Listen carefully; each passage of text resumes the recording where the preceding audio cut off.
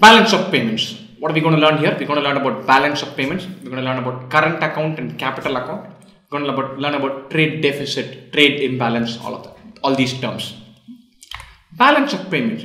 Balance of payments is a statement that summarizes an economy's transactions with the rest of the world for a specific period of time. The balance of payments, also known as balance of international payments, it encompasses all the country's transactions with the rest of the world. And so you buy something from Sri Lanka, that gets counted. You export something to Malaysia, that gets counted. You invest in a company in Japan, that gets counted. A firm in Finland builds a factory in India, that gets counted. All of these transactions get counted in balance of payments. We're going to dig deeper into this. What is this? What is sitting inside this? There's what are called as current account transactions and capital account transactions. Current account is effectively trade. Right? So India exports software, so that will be a current account transaction. So you export not software but IT services. You export IT services, somebody buys them, you get dollars coming into the economy. That is called a software export, where money comes into the system.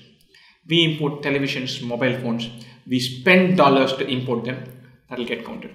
Exports and imports get counted in current account.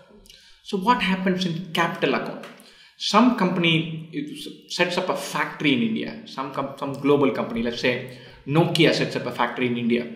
So a Nokia factory is money coming into India. Tata went and bought Jaguar and Range Rover and Chorus. That is money going out of India. So Indian company invests globally, and that is money going out of India.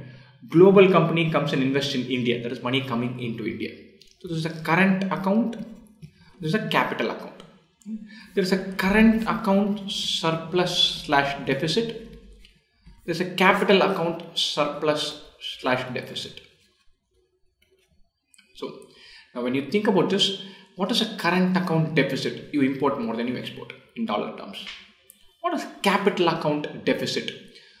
The net money coming into the country is less than money going out of the country. Surplus and deficit, you know the simple intuitive definitions. Right? So both of these together can give you an overall surplus or deficit, right, for the overall account. Now, India runs a current account deficit and a capital account surplus. Generally, these change from year to year, quarter to quarter, and all that. So we import more than we export. More people invest in India, or more amounts get invested in India. What form could this be? This could be FDI, FII, foreign direct investment, foreign institutional investment. More money gets invested in India than Indian companies investing abroad. Very often we tend to think this is the capital account surplus is a bad thing, current account deficit is a bad thing. Not necessary. Just because it's an importing economy doesn't mean the economy is not healthy. You might be importing a lot of critical stuff that then drives growth. That's vital. So it's not a bad thing. Capital account surplus, people investing in India, they're not buying stuff and then just owning some part of India. They're investing in India. They bring with them technological know-how. They bring with them some idea of how to run a company, managerial ideas.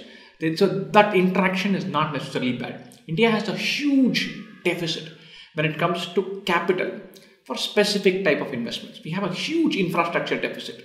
We need to spend $1 trillion over the next few years to bridge that deficit. There are reasonably poor countries. Where is that money going to come from? We need to make sure that money comes from elsewhere. There should be a proposition for people to invest in India. Them investing in India is a commitment to investment, not buying some part of India. That's not what they're doing. So don't have a per se negative idea towards the current account deficit and the capital account surplus. They're not negative terms. So keep that in mind. Now, both of these put together could be a deficit or a surplus. What does that mean? Where does that leave us? Any country has what is called as Forex reserves. If you have a net surplus, then the Forex reserves will grow. If you have net deficit, then the Forex reserves will shrink. You add more and more to it, it goes up. Why should a country have Forex reserves? It's like having some money in your savings account. Right? So things can go up and down. So if you have a reserve, then it helps. Usually Forex reserves are mentioned in terms of how many months of import cover do they provide. What we mean by that is, if nothing happens, my forex reserves, using that, can I finance say 6 to 8 months of imports? Because some imports are very essential. It could be food, it could be medicines. I don't want to run out of reserves for any reason. So that is the buffer of the reserves that we have. Why am I saying all this? In our history, in 1991, there was a point of time in India where India had only 6 days worth reserves. Then we had to go to IMF and say, look, our reserves are down. So we need some help. So the IMF came in and helped the country out. They put in a reform program, and then we changed, we devalued the currency. We put a series of liberalization measures, post which we have been on more secure ground. Our forex reserves are extremely healthy. Now people are worrying that we might have too much forex reserves. So we've come around on that front quite a long way. But there was a time when we had a huge crisis in 1991. So probably a good idea to read up about that. Mr. Manmohan Singh was the finance minister then. Mr. P.V. Narasimha was the prime minister. And two of them did a wonderful job in getting the economy back on its foot. And so the critical period, we had to push through a lot of reforms in really short time. And they did a good job of that. So here, what should we know? Balance of payments, current account, capital account, surplus, deficit, forex reserves. What do these terms mean? Intuitively, you should have a sense of that. And finally, we talk about imbalances in the world economy, where you talk about trade deficit and trade imbalance. So in the world economy, there are some countries that are consistently current account surplus economies, and some are consistently current account deficit. And so the US imports way more than it exports. China is the other way around. Germany is the other way around. Germany and China are exporting countries. They export more than they import. The US imports more than it exports. And so perennially, this imbalance is there that can make the world economy vulnerable to crisis. So that is something that you keep hearing about. Trade imbalance between US and China, between Germany and rest of EU. That is something that you keep hearing about. What is the trade imbalance? A perennial current account deficit and current account surplus being run between two countries. That is a trade imbalance. Usually, currencies move to offset that. The country that has a current account surplus, the currency will appreciate. The country with the current account deficit, the currency will depreciate. And then the surplus and deficit will shrink. But currency movements are governed by many other factors apart from just current account surplus and deficit. So because of that, the currency adjustment is not possible. And because the currency adjustment is not happening, the trade imbalance causes more concern.